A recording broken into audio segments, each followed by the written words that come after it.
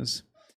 E, apaixonado pelo tema, né? Tanto que eu fui me formar, fazer mestrado em filosofia, tudo. Acho que todos os dias estou lendo sobre filosofia, então é uma vida, né? E tem uma área da filosofia que te interessa mais, assim? Sim, eu acho que o que eu mais estudei, basicamente, os dois assuntos foram ética e filosofia política. É mais a chamada filosofia prática, né? Uhum. Eu, por gosto, na verdade, eu dou mais aulas sobre ética e filosofia política do que qualquer outra coisa. As pessoas simplesmente têm um interesse muito grande em filosofia prática porque é mais aplicável, é mais imediato. E a maior parte das minhas iniciativas eu foquei um pouco nisso. Agora, eu, em particular, gosto muito da metafísica. Metafísica é a área primeira da filosofia, são os primeiros princípios, né? É o que dá origem a todas as coisas. Então, por gosto pessoal, eu gosto de ler metafísica, Uhum. mas acho que em termos de aulas, outras coisas, eu acabo falando muito mais de ética, filosofia política. Quem são os principais filósofos da metafísica? Da metafísica, bom, os principais filósofos em geral, primeiro que tudo começa com Platão e Aristóteles. Sim, Platão e Aristóteles são basicamente a a base. base. E do cristianismo, dentro da cristandade e da filosofia como um todo, os dois principais pensadores foram Santo Agostinho e São Tomás de Aquino. Uhum. Então, esse quarteto tem vários pensadores interessantes fora dele, mas se uma pessoa pegar Platão, Aristóteles, Agostinho e Tomás, você tem um quarteto central da filosofia ocidental. A cara, o jeito, a forma do pensamento ocidental foi muito ditada por esses quatro pensadores.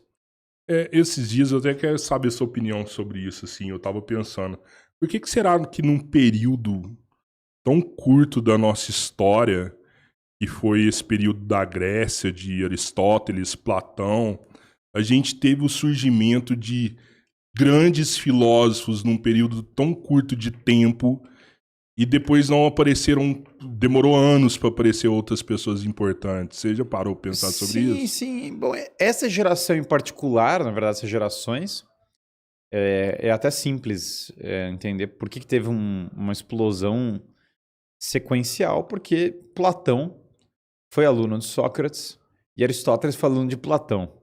Então, na verdade, é uma sequência na qual um grande filósofo formou outro. Então, no fundo, claro que sim, nossa, se fala de tantas coisas, né? Tem uma sequência de coisas aqui que são importantes. Os filósofos pré-socráticos já tinham lançado muitas bases importantes para os gregos se desenvolverem em termos de pensamento. Então aqui já tinha Pitágoras, os gregos já tinham estudado Pitágoras, Platão teve como estudar Pitágoras, eles tinham um pensamento bastante avançado em matemática, e a partir da escola dos filósofos principais da era clássica, que são esses que a gente está citando, eles partiram desse conhecimento. Era uma época em que a situação política da Grécia estava muito fragmentada, então Atenas, que foi o berço desses filósofos, estava em decadência política. Portanto, as pessoas eram obrigadas a pensar soluções no campo da filosofia política, de tantas coisas, porque basicamente está vivendo um mundo que está desabando. A democracia ateniense vai ser destruída ao final do ciclo, né, Uhum.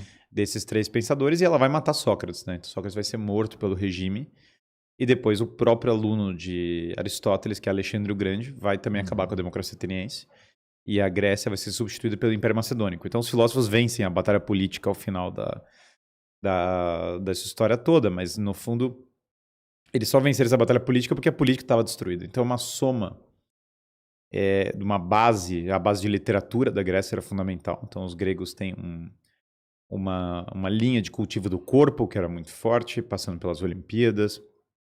Platão foi campeão de wrestling. Caramba. Você tem todo um elemento muito forte de literatura, então todos eles tinham um universo comum, eles sabiam a Ilíada, a Odisseia, eles sabiam as tragédias gregas, uma série de mitos, então você tem um imaginário coeso do povo grego.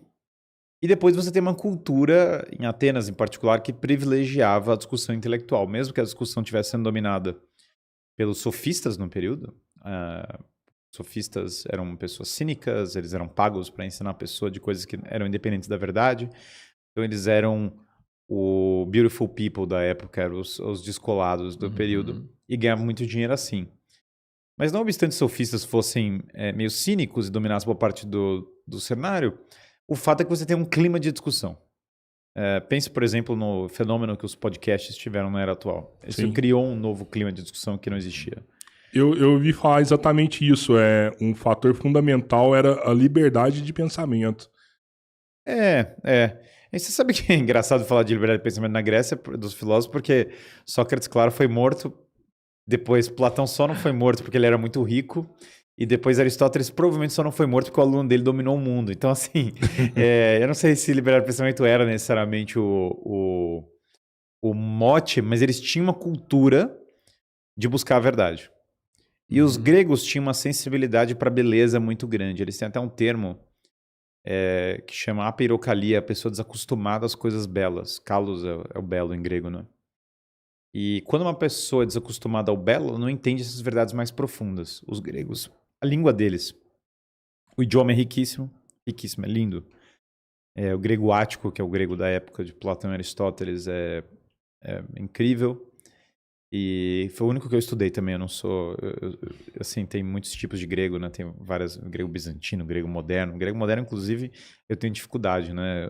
Eu não consigo ler com perfeição. Deus do céu, eu tenho muita dificuldade. O grego ático foi o que eu estudei. Mas o grego ático, ele tem uma precisão conceitual muito grande. Tem muitas coisas que na tradução você não consegue expressar que estão no texto original. Então é um idioma de muita precisão. Então é como se fosse um efeito cadeia, né? Você tem pessoas cultivando o corpo, cultivando discussões intelectuais, cultivando a literatura numa sociedade em crise. E aí pessoas que cultivam a virtude. Esse é outro ponto em relação aos gregos, né? Uma cultura muito hedonista.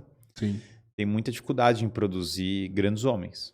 Os gregos, Sócrates lutou na guerra, Aristóteles era uma família de médicos. As pessoas eram obrigadas a ter que lidar com vários problemas da vida real na Grécia Antiga.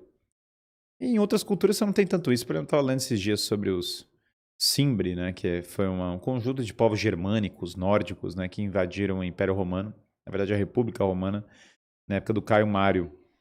E eles andavam pelados no gelo e viviam pra guerra, assim. Então, assim, Como pra assim? mostrar, eles andavam pelados no A gelo pra gordura mostrar do o quanto. corpo que protegia eles Os do caras frio? deviam ser grandes pra caramba, devia ser o que for, mas assim, é engraçado, eu tava lendo isso, né? Que eles andavam de propósito pra chocar os romanos, né? Do quanto eles eram duros, assim. Assim, essa cultura que perdeu, né, pros romanos em última instância, né? Perderam, eles eram uma mistura de nórdico com gaulês, com germânico, etc. E aí, um dos pontos que o Plutarco ressalta é esse. Os caras eram muito brutos. Imagina o nível de brutalidade de uma cultura dessa. Para o cara atacar os romanos e ser os Alpes, né? Então os caras descendo os Alpes ali com nenhuma roupa, pouquíssima roupa, com pintura de guerra e gritando e tal. Era tudo muito chocante, mas não é o tipo de cultura que iria produzir a filosofia grega. Grega no seu nível mais elevado, né? Sim, sim. Provavelmente interesse nenhum nesse tipo de assunto. Né? Não. Inclusive, quando é engraçado isso dos romanos. Os romanos, os romanos fizeram uma escolha de adotar a filosofia grega, né? Depois de um tempo. Teve até uma objeção contra isso. No começo, vários tradicionalistas romanos eram contra usar a filosofia grega.